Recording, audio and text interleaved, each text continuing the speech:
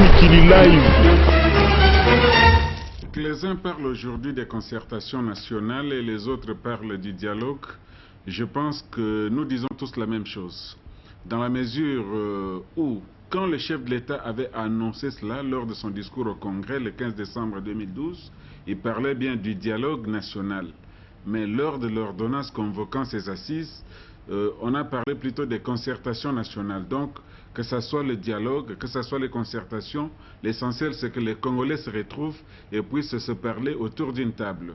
Je crois que là, il n'y a pas de problème. Mais quant à l'organisation de ce forum, nous pensons qu'il y a énormément de problèmes et que le forum est mal parti.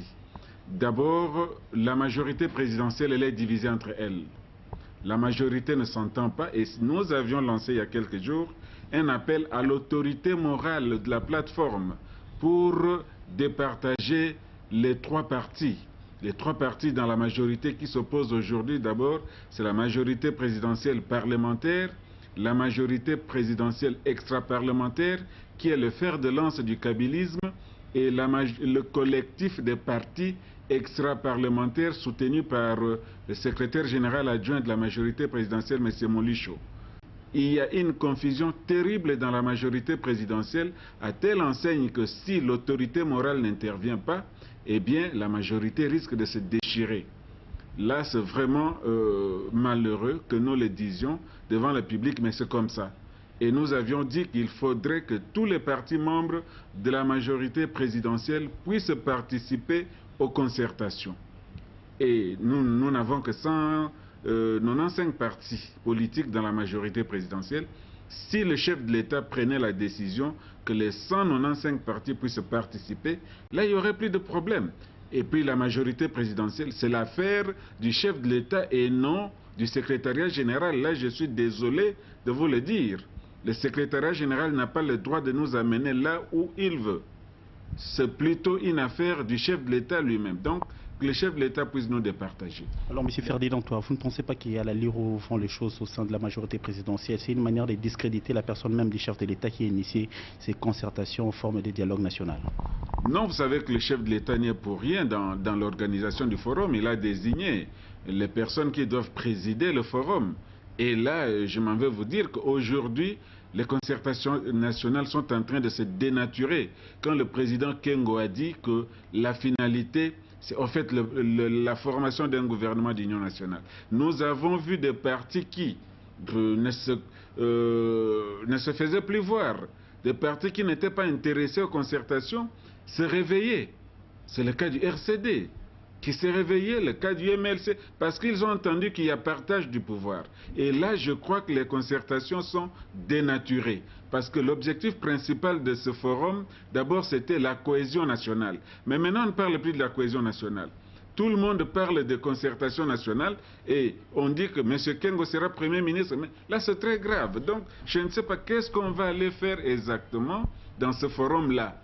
C'est pour partager le pouvoir ou c'est pour chercher la cohésion nationale pour que tous les Congolais se mettent ensemble autour d'un idéal commun, le rétablissement de la paix à l'est du pays, comment trouver des solutions aux troubles qui sévissent au Katanga, un peu partout à l'Équateur, ainsi de suite.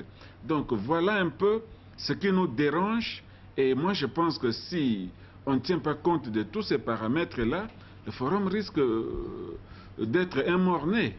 Monsieur Ferdinand, à moins que vous disiez une chose et son contraire à la fois au sein de la majorité présidentielle, quand le chef de l'État a initié le dialogue national, c'était pour réunir toutes les filles et les filles du pays.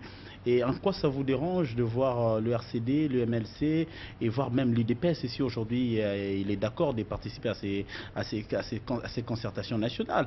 Également, partager le pouvoir parce qu'il est mécontent à l'issue des élections du 28 novembre dernier. Pourquoi vous ne voyez pas le chef de l'État bien réagi? Non, mais quand le chef de l'État a convoqué les concertations nationales, il n'était pas question pour les Congolais d'aller se partager le pouvoir.